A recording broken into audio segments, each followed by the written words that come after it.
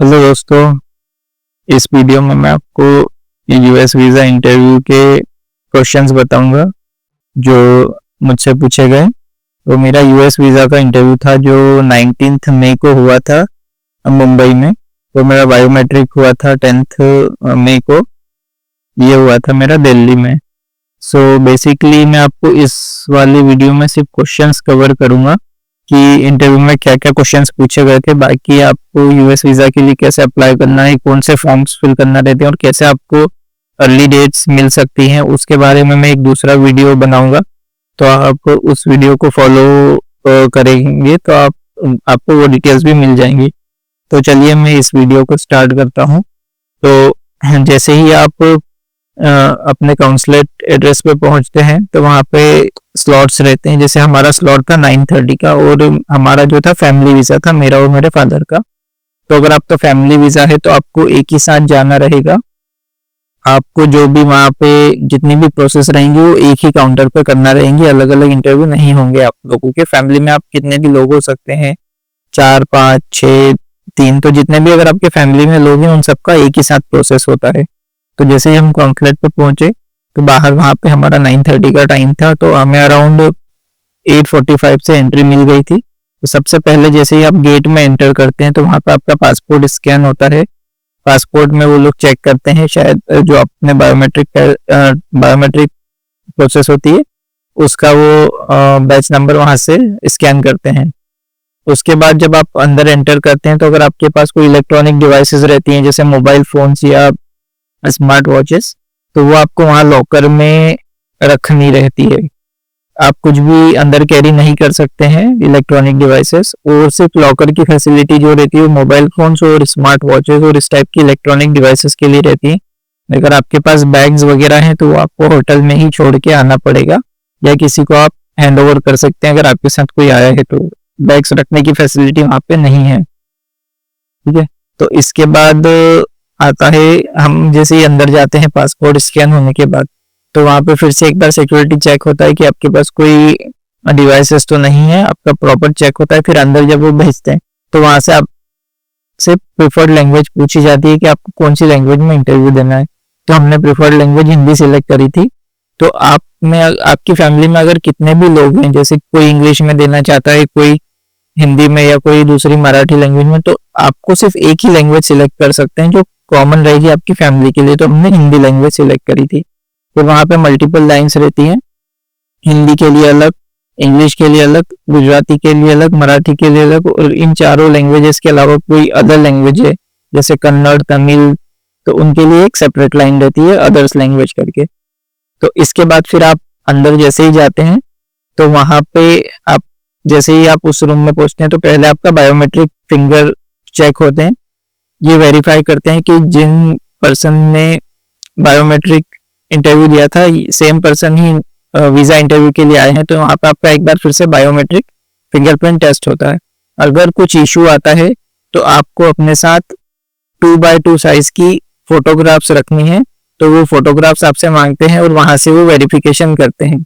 तो आपको हमेशा 2x2 की वाइट बैकग्राउंड में फोटो साथ में रखना है, ठीक है। फिर जब आपका बायोमेट्रिक यहाँ पे कंप्लीट हो जाता है उसके बाद आपको वो क्यू में खड़ा कर देते हैं। उसके बाद सीधे आपको काउंटर पे जाना रहता है इंटरव्यू के लिए। वहाँ पे मल्टीपल काउंटर्स बने हुए रहते हैं, तो रेंडमली आपका जिस काउंटर पे नंबर आ जाए वहाँ पे वॉलंटियर्स आपको उस काउंटर पे भेज देते हैं। तो हम जैसे ही काउंटर पे पहुंचे वहाँ पे काउंसलर थी और उनके साथ एक ट्रांसलेटर भी थी।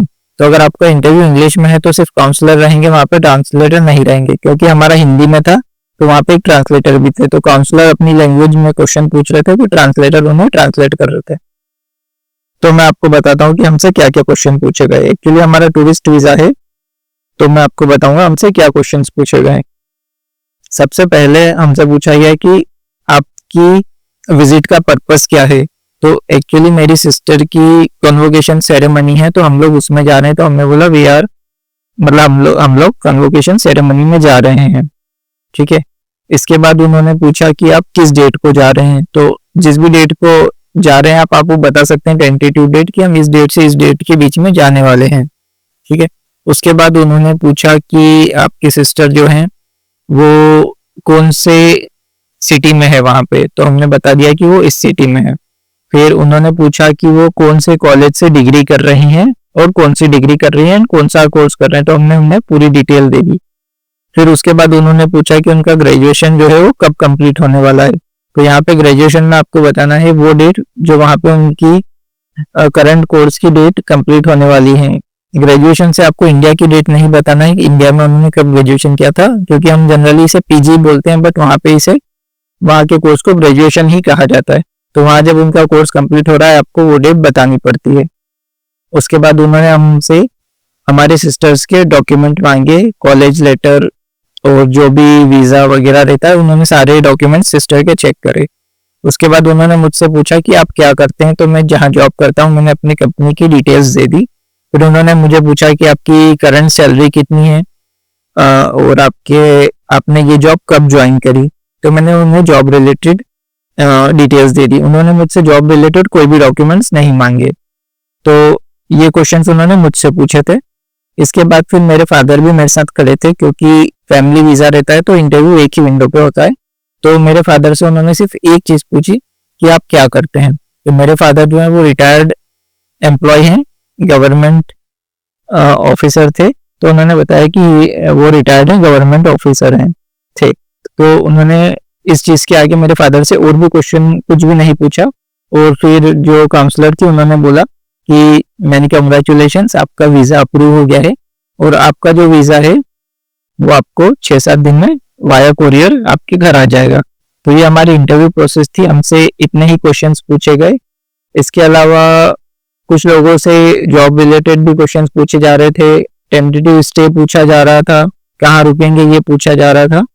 और बेसिकली आपको फोल्डर कैरी करना है जिसमें आपको डॉक्यूमेंट्स की एक लिस्ट रहती है, वो मैं अपने डिस्क्रिप्शन में दे दूंगा। वो सारे डॉक्यूमेंट्स लेके जाना रहते हैं। आपको उन्हें सिर्फ पासपोर्ट दिखाना रहता है। उसके बाद अगर जो डॉक्यूमेंट्स वो लोग मांगते हैं आपको वही डॉक्यूमेंट्स उन्हें देना रहते हैं। उसके अलावा आपको कोई डॉक्यूमेंट्स नहीं देना रहते हैं, बट उनको कुछ वेरीफाई करने के पर्पज से रखता है तो आपसे कोई भी डॉक्यूमेंट मांग सकते हैं। इसलिए आप सेफ्टी के लिए सारे डॉक्यूमेंट्स अपने साथ लेके चलें। तो ये था मेरा इंटरव्यू एक्सपीरियंस जो हुआ था 19 मई 2025 को मुंबई में।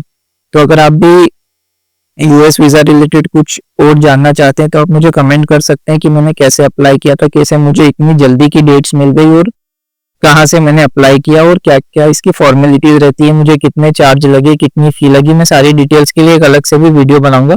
बट इनकेस आपकी कुछ क्वेरी है तो आप मुझे अभी वो पूछ सकते हैं कमेंट बॉक्स में। बाकी आपको वीडियो देखा आपने उसके लिए थैंक यू सो मच।